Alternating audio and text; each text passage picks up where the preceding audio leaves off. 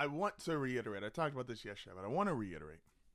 This is not a breakdown or an analysis of an individual player, but of a concept that I just can't understand why NFL teams don't understand. So Anthony Richardson, we all found out the news yesterday. He was benched in favor of Joe Flacco. And then today, the Colts did this odd thing where they even doubled down, and Shane Steichen came out and said, hey, he's not just the starter for this game. Joe is going to be our starter going forward, which felt weird. And then the more I thought about it, no, this just feels like the Indianapolis Colts or bad run NFL franchises. In anything in life, if you're going to commit to something, commit to it. Have a plan, follow through, and don't back out because, it just looks bad right off the rip. Especially if you know it's a long-term project. It's not something simple. It's not something quick. It's not, tried this. It's a quick idea, quick solution, doesn't work, boom, back out. I have congratulated teams like the Philadelphia Eagles or the San Francisco 49ers who've been able to say, hey, you know what? This didn't work. Boom, this contract's not there. All right, cut the guy, move on, eat it for 1 year. Boom. Same thing the Broncos doing with the Russ contract. Doesn't work. Boom, move on. If you were the Indianapolis Colts, you drafted Anthony Richardson in the top 5 2 years ago. When you drafted him, he was a project quarterback. The entire argument and idea around him for even going that high was that his potential, because of his physical abilities, was as good as anyone in the draft. That year, the following year, pretty much put it up against anybody. He could run. He had a cannon of an arm. He had these special flash plays that stood out on film. But he was clearly a project. So if you draft a quarterback who is clearly a project, you as an NFL franchise have to understand, where are you? You are in the developing young project quarterback phase of your franchise. I say this all the time. A lot of the reasons that a lot of these guys don't make it, and a reason why a lot of teams end up in this unfortunate loop of inconsistent winning, is because their owner, their general manager, and their coach aren't on the same timeline as far as winning. The coach needs to win now. He's not interested in the general manager taking these project type picks. General manager needs to win now versus maybe the coach is trying to develop. And then the owner, who just, he gets to do what he wants. He owns the team. He pays the bills. Is just impatient, crazy, or irrational. And that's where I think the Colts are at. Their owner is impatient, crazy, and irrational. Because I like Shane Steichen as a head coach. I do. I'm not as familiar with the general manager. I'm not going to really quote, how good or bad he is. He has gotten guys like a Quentin Nelson. If Anthony Richardson did develop, he's gotten a Michael Pittman. So he's, I believe, with who the overall talent on the roster, general manager, good enough at least. Especially when you have someone like Shane Steichen as your head coach. But I do firmly believe the decision to bench Anthony Richardson was a call from Jim Irsay, who wants to be back in the Peyton Manning era where he's winning 10, 11, 12 games every single year. His quarterback's throwing for 4,000 yards. He has one of the best offenses, one of the best teams in the National Football League. He wants to go back to Andrew Luck those first couple of years, winning 11-plus games, making the playoffs. That's what he believes. He believes that the Indianapolis Colts are one of the best franchises in sports, not just that they were lucky to get two supremely talented quarterbacks. So you draft Anthony Richardson top 5 because you see the splash plays. You see the things that he could be. Anthony Richardson didn't have a lot of college starts. And you only go 10 starts into his NFL career before you decide to say, pull the plug. Trey Lance, they pulled the plug on in San Francisco.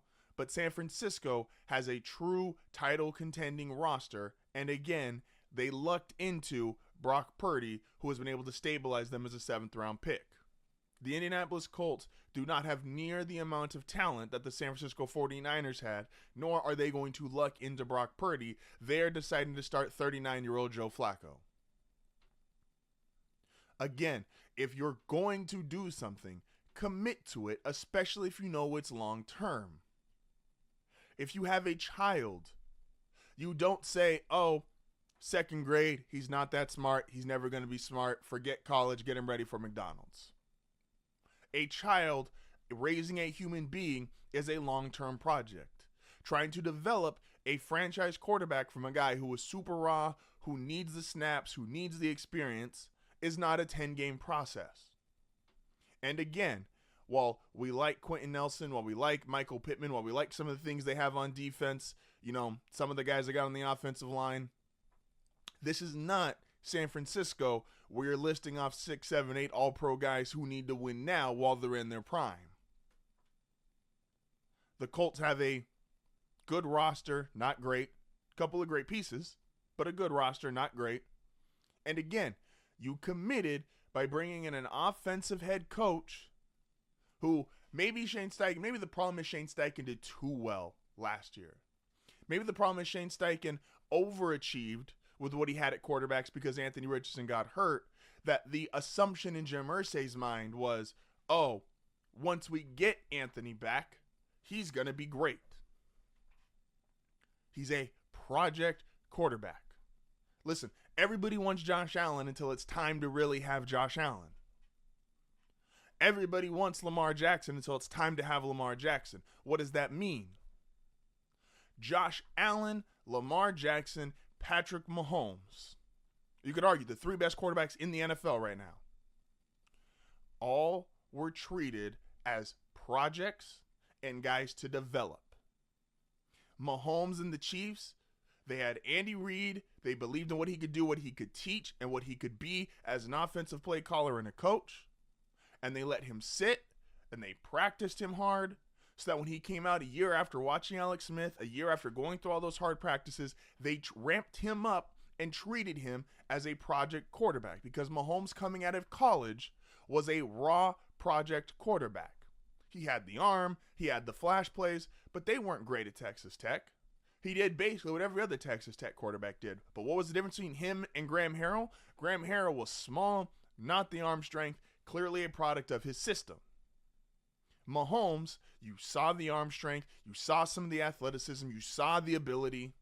He was a project. Kansas City treated him as such, and because their owner wasn't some, lack of a better word, loony whack job, they let him develop, they let him turn into what he is, and that's rewarded them with Super Bowls. The Ravens and Lamar Jackson. They drafted Lamar Jackson, who was a project coming out of Louisville, even though he won a Heisman, even though he had success in college. And when they committed and said, hey, this is going to be our guy, they changed the offense for him. They changed the way that they played. They practiced him hard, taught him, changed, adjusted to what he does well. And they've been rewarded with a multiple MVP, about to potentially win his 3rd MVP level quarterback, and coming off a trip to the AFC Championship game. Josh Allen. Again, go look at Josh Allen's rookie stats. Look at, really, because Mahomes doesn't have rookie stats because he doesn't play, go look at Lamar's rookie stats. They're not going to blow you away. Go look at Josh Allen's rookie stats. They're even worse. But Buffalo didn't say, oh, well, we have Josh Allen, but we've also got a LaShawn McCoy, and we've got some of these other pieces here on defense, and we're ready to win now. No. They understood they had a project. They understood they had a guy that needed reps. They understood they had a guy that needed to be on the field, get the reps, get the live game action. He needed to be out on the field in order to develop, practice him hard, play him hard, all that stuff. And that has rewarded these 3 franchises whose owner didn't step in and go, oh, you know what, need to get rid of this guy, need to bench him, Flacco gives us better. Like, what are you getting long-term by playing a 39-year-old Joe Flacco? A couple extra tweets on Sunday that we're all shocked Joe Flacco can still throw for 300 yards. And shout out to Flacco. He's been great for literally every team except the Broncos post the Ravens, because why wouldn't he be? But their owners, these other owners didn't step in. These other coaches and GMs understood what they had. It wasn't a guy, they didn't draft a guy and say, hey, They didn't draft the project guy and go, oh, he's got to be great immediately. They drafted the project guy and treated him like a project. They drafted the project guy and said, you know what? This is what we're going to work on. We're going to improve on this. We are going to embrace this. We are going to make this the system. And those are now your top 3 quarterbacks in the NFL, arguably. And what do the Colts do? They draft Project Anthony Richardson. Don't really give him enough time with his head coach. Unfortunately, last year was due to injury. This time, benching him only after the 7 games. And he got hurt even then. Don't want to give him enough time. We'll go to Joe Flacco, see how it works. They're not going to be good enough. They're going to be drafting. You notice this? You could say what you want about teams that have, you have to somewhat luck into great players. And to some degree, that's true. There's the obvious ones we could all talk about.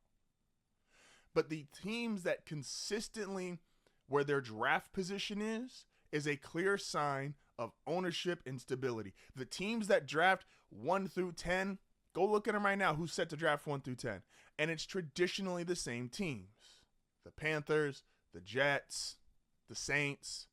And unless they get their generational guy, which is either by luck because they get him late, or they got to take him first overall in case, like, what is Carolina without Cam Newton? What are the Jets without, take your pick when you think the Jets were good. These teams traditionally that are drafting towards the top, they're structurally, as an organization, they're just not good. Again, Jim Irsay thinks because he had Peyton Manning and because he had Andrew Luck, he had this unprecedented run of essentially 25 out of 26 years where the Colts were an elite franchise. They weren't.